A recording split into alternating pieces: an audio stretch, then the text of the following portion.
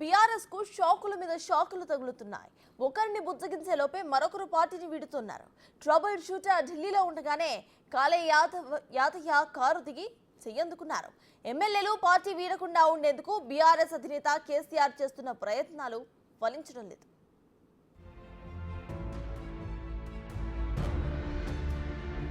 BRS అధినేత కేసీఆర్ కు మరో బిగ్ షాక్ తగిలింది. ఇటీవల ఆయన్ను ఫామ్ హౌస్ లో కలిసిన చేవెళ్ల ఎమ్మెల్యే కాలే యాదయ్య కారు దిగి కాంగ్రెస్ లో చేరిపోయారు. ముఖ్యమంత్రి రేవంత్ రెడ్డి ఆధ్వర్యంలో కాంగ్రెస్ కండువా కప్పుకున్నారు కాలే యాదయ్య. ఎన్నికల్లో ఇచ్చిన 6 గ్యారంటీలను రేవంత్ రెడ్డి ప్రభుత్వం అమలు చేస్తోందని, రైతులకు పెద్దపీట వేస్తోందని, అందుకే తాను కాంగ్రెస్ లో చేరుతున్నానని కాలే యాదయ్య చెప్పారు.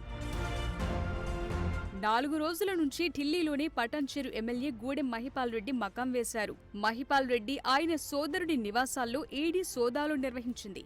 అవినీతి, ఆదాయానికి మించిన అక్రమ ఆస్తుల కేసు నుంచి బయటపడేందుకు మహిపాల్ రెడ్డి బీజేపీలో చేరేందుకు సిద్ధమయ్యారు. మహిపాల్ రెడ్డిని బుజ్జగించేందుకు ట్రబుల్ షూటర్ మాజీ మంత్రి హరీష్ రావు ఢిల్లీకి వెళ్లారు. మహిపాల్ రెడ్డిని కలిసి బుజ్జగించే ప్రయత్నం చేస్తున్నారు. ఒకరిని బుజ్జగించే లోపే మరొకరు కారు దిగి చేయి పట్టుకున్నారు. దీంతో ఏం చెయ్యాలో అర్థం కాని సంకట స్థితికి ట్రబుల్ షూటర్ హరీష్ రావు వెళ్లారు.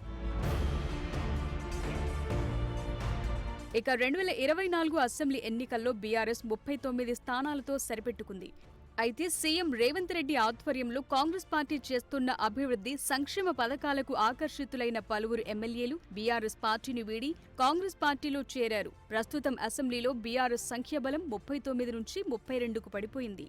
6 ఎమ్మెల్యేలు బీఆర్ఎస్ నుంచి కాంగ్రెస్ పార్టీలోకి వలస వెళ్లగా కంటోన్మెంట్ కు ఉప ఎన్నిక జరగడంతో బీఆర్ఎస్ సిట్టింగ్ స్థానాన్ని కాంగ్రెస్ పార్టీ కైవసం చేసుకుంది. Khairatabad MLA Danam Nagender, station Khanpur MLA Kadiyam Srihari, Bhadrachalam MLA Tellam Venkatrao, Banswada MLA Pocharam Srinivas Reddy, Jagtial MLA doctor Sanjay Kumar తో పాటు చేవెళ్ల ఎమ్మెల్యే కాలే యాదయ్య బీఆర్ఎస్ నుంచి కాంగ్రెస్ పార్టీలో చేరారు.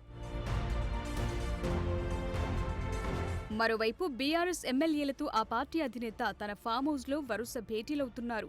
ఎవరూ కూడా పార్టీని వీడకూడదని, త్వరలోనే మనకు మంచి రోజులొస్తాయని ఎమ్మెల్యేలకు చెప్తున్నారు. అయినా కూడా బీఆర్ఎస్ ఎమ్మెల్యేలు తమను తాము రక్షించుకోవటానికి ఇతర పార్టీల వైపు చూస్తున్నారు. దీంతో గులాబీ దళపతికి నిద్రపట్టడం లేదు. పార్టీ ఎమ్మెల్యేలను రక్షించుకోవటం కేసీఆర్ కు కత్తిమీద సాములా మారింది. 10 ఏళ్ల పాటు అధికారంలో ఉన్న బీఆర్ఎస్ నేతలకు ఒక్కసారిగా అధికారం కోల్పోవటంతో జీర్ణించుకోలేకపోతున్నారన్న వాదనలున్నాయి. మరోవైపు బీజేపీలో బీఆర్ఎస్ విలీనమవుతుందన్న వాదనలు బలంగా వినిపిస్తున్నాయి. ఢిల్లీ లిక్కర్ స్కామ్ లో అరెస్టై జైలుకు వెళ్లిన కవితను రక్షించుకోవటానికి గులాబీ దళపతి కేసీఆర్ కు వేరే దారి లేదని సొంత పార్టీ నేతలే చర్చించుకుంటున్నారు. బీజేపీలో బీఆర్ఎస్ పార్టీని విలీనం చేస్తే తప్ప కవితను రక్షించుకునే మార్గం కనిపించటం లేదు.